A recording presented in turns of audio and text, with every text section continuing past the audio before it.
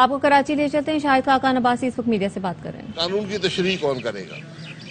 اب اس میں اگر عدالتیں اسٹرائک ڈاؤن کرنا شروع کر دیں، اور خاص طور پر وہ قانون جو ابھی قانون بنا نہیں ہے، یعنی یہ آپ یہ سمجھیں کہ کوئی شخص اگر ایک پستول خرید لے تو آپ اس کو قتل کی سزا دے دیں کہ یہ شاید پستول لے کر کل قتل کر دیتا، تو آپ پہلے ہی سزا دے دیں اسے، قتل کی سزا اس کو دے دیتے ہیں۔ یہ باتیں کچھ تاریخ قبول نہیں کرے گی، اور نہ ہی قانون کا نظام اس بات کو قبول کرتا ہے۔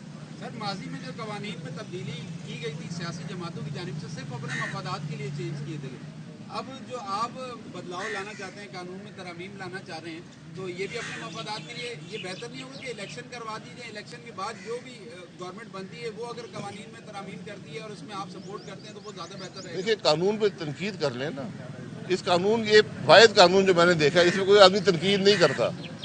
قانون کیا ہے؟ قانون کیا ہے کہ جب آپ سو موٹو نوٹس کسی بات کا اختیار لیں گے تو من مانی کے بینچ نہیں بنائیں گے، اس پر ایک کمیٹی بنی ہے جو بینچ بنائے گی، اور پھر اپیل کا حق دیا گیا ہے۔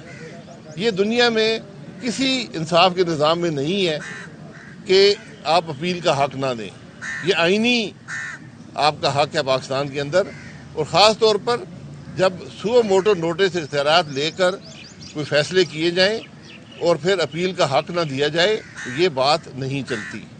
جہاں تک الیکشن کی بات آپ نے کی ہے، الیکشن کا اس سے کوئی تعلق نہیں ہے، الیکشن کا تعلق پیدا کیا گیا ہے۔ الیکشن آئین کے مطابق الیکشن کمیشن آف پاکستان کی ذمہ داری ہے، وہ ذمہ داری پوری کرے۔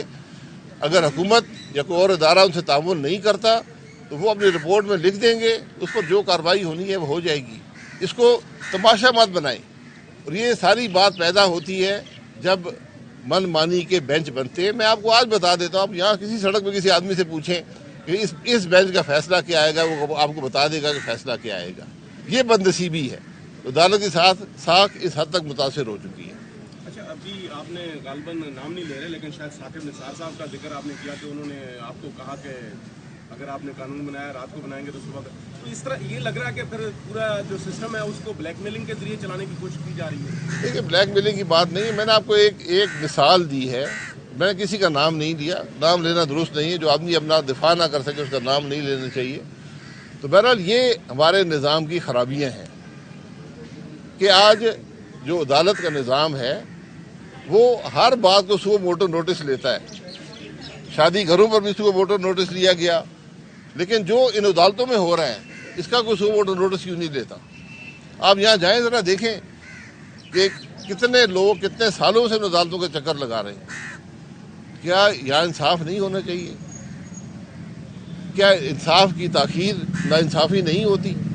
ان باتوں کا فیصلہ میں تو نہیں کر سکتا، عدالتیں کرتی ہیں، لیکن عدالتیں ہر معاملے پر سو موٹو نوٹس لیتی ہیں، سوائے جو اس ملک کے انصاف کا نظام ہے۔ اچھا سر، آپ کیا چاہ رہے ہیں کہ عدالتیں جو بینچ بناتی ہیں اس سے پہلے جو جن کے خلاف مقدمہ ہوتا ہے ان سے پوچھا جائے کہ کون سے ججز بٹھائے جائیں اور ججز کون سے بینچ بنائے جائیں، اس طرح کے کوئی قانون ہونا چاہیے؟ آپ کا کیا خیال ہے؟ میں نہیں کہہ رہا، آج سپریم کورٹ کے جج کہہ رہے ہیں کہ یہ جو بینچ بنتے ہیں وہی 3-5 آدمی کا بینچ ہر معاملے پر بنتا ہے، خاص طور پر جو سو موٹو نوٹس ہوتا ہے۔ انصاف کا ایک تقاضا ہوتا ہے کہ اگر ملزم بھی آپ میں انگلی اٹھا دے تو وہ جج یا وہ بینچ ہٹ جاتا ہے۔ میں آپ کو مثال دے دیتا ہوں، میرے ساتھ خواجہ نوید صاحب سینئر لائر ہیں اس شہر کے۔ آج سے 23 سال پہلے ہمارا اسی شہر میں ہائی جیکنگ کا ٹرائل ہوا تھا، بہت مشہور ٹرائل تھا پاکستان کی تاریخ میں۔ 99 میں 2000 میں فیصلہ آیا۔ رحمت حسین جعفری صاحب اس کے جج تھے، اس وقت ہائی کورٹ کے جج بھی نہیں تھے، اسپیشل کورٹ کے جج تھے۔ ہائی جیکنگ ٹرائل تھا جس میں ملک کے وزیر اعظم، چیف منسٹر 2 اور 9 لوگ اس کے اندر ایکیوز تھے۔ سب سے ماشاء اللہ حکومت تھی اس وقت۔ رحمت حسین جعفری صاحب نے ٹرائل چلایا، ڈے ٹو ڈے بیسس پر چلا۔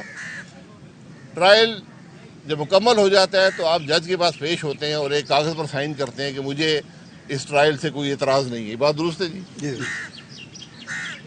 تو ایک ایک کر کے ہم 9 ایکیوز تھے تو کمرے میں لے گئے، رحمت حسین جعفری صاحب بیٹھے تھے۔